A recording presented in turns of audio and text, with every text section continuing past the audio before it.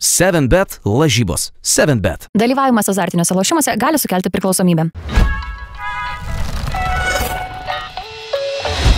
Sveiki, krepšinio gerbėjai, esu komentatorius Vaidas Čeponis. Na, ką, šią savaitę su Jonu Lekšu darom tuos pačius spėjimus, tas pačias prognozes, na, o kitą savaitę jau kartu susėsime laidoje, na ir išsiaiškinsim, kuris iš mūsų yra tikrasis ekspertas. O jūs nepamirškit prenumeruoti mano YouTube kanalo. Sėkmės! Tikėsimės, Žalgiris pagaliau sugrįš į pergalių kelią Eurolygoje. Praeitą kartą prognozavau Žalgirio pergalę prieš Bayerną, griuviau veidų į purvą, na bet dabar laukia Alba, absoliuti Eurolygos outsiderė, Vokietijoje užimanti 14 vietą tarp 17 komandų. Na, mirtinai tiesiog privalo Žalgiris laimėti, Albos sudėtis yra tikrai labai silpna, komanda orientuota į puolimą, gynyba dažniausiai kiaura, bet nereiktų užmigti ant laurų ar ant lauros, nes Alba praeitam ture įveikė išvykoje Tel Avivo Maccabi, negalima jiems leisti mesti tritaškių ir bėgti į greitą puolimą. Vis dėlto šį kartą nebejoju, žalgiriečių koncentracija bus maksimali ir Žalgiris iškovos pergalę maždaug 15 taškų skirtumų ir įmes daugiau nei 85 taškus. Šį kartą tikiu, iššaus Volkeris, mažiausiai sumes 20 taškų. Rytas čempionų lygos top 16 etape išvykoje žais su Malagos Unicaja. Unicaja Ispanijos lygoje su Madrido Realu dalyjasi 1-2 vietas. Tai unikali komanda, puikų darbą atlieka treneris Ibonas Navarro.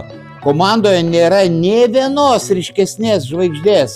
Dauguma krepšininkų renka po 10, 9, 8 taškus ir Navarro visiems faktiškai padalina po vienodą minučių skaičių.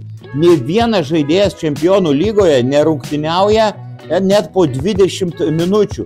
Ir tokiu būdu komanda išlaiko labai aukštą tempą ir didžiulį intensyvumą viso mačo metu. Deja, bet spėju, kad Rytas neatlaikys to tempo. Unicajos pergalė maždaug 7-8 taškais.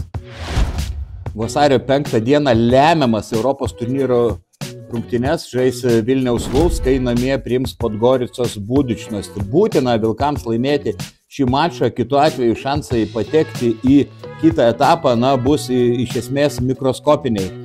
Oi, lengva nebus, pastaruoju metu Budučnost ant bangos, 3 pergalės iš eilės Eurokape arba 5 laimėjimai per pastarąsias 6 rungtynes Europos fronte.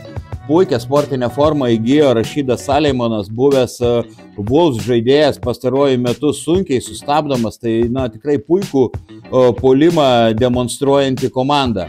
Vilkai gali net šoktelėti į 4 vietą, bet man nuojauta kužda, kad vis dėlto po dramatiškos kovos pergalę 3-5 taškais švęs Juodkalnijos komanda, o Saleimonas sumes maždaug 20 taškų. Dar šią savaitę Žalgirio laukia svarbus mūšis su Milano Armani klubu, kuris yra tiesioginis konkurentas dėl vietos 10-tuke.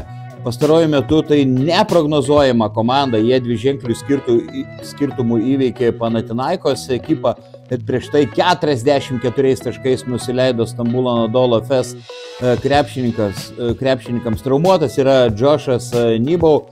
Klaustukas yra vis dar dėl susižeidusio Mirotičiaus, ar jis pasirodys aikštėje, bet turi Milanas daug kitų pajėgių žaidėjų. Nuostabiai atrodo Zekas Lidėjus, kuris prognozuoja irgi sumes bent 15 taškų Kaune. Vis dėlto Žalgiriui tai yra paranki komanda, ji nėra atletiška, be to nebus Džošo Nibau.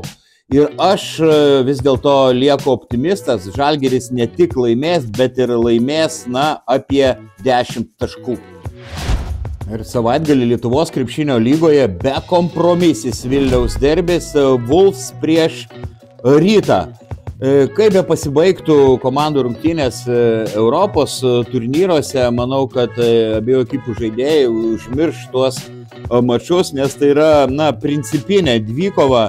Komandų jėgos yra iš esmės panašios, Wolves dabar, Marikas Blaževičius, buvęs Ryto žaidėjas, tiesiog žaidžia kaip su sparnais, yra sunkiai sustabdomas, bus tikrai įdomu pažiūrėti, kaip jiems seksis, bet prognozuoju, kad Rytas tikrai pristabdys Blaževičių ir mano galva tame mače turėtų iššauti Ąžuolas Tubelis, kuris sunkiojo puolėjo pozicijoje, jeigu žais, tai tikrai neturės rimto tiesioginio konkurento, prognozuoju, kad bus arti dvigubo dublio Ąžuolas, o galbūt net ir surinks tą dvigubą dviženklį. Spėju, kad ketvirtajame kėlinyje vis dėlto Rytas palauš varžovus maždaug 5 taškais. Tai buvo mano komentatorius Vaido Čeponio prognozės. Dar kartą primenu, kitą savaitę darome bendrą laidą su Jonu Lekšu ir ten aptarsime daug įdomių ir aktualių dalykų. Panalizuosime Citadelė KMT finalo ketvirtą, taip pat apžvelgsime ir kitų šalių taurių turnyrus. Taigi nepamirškite prenumeruoti YouTube kanalo ir iki.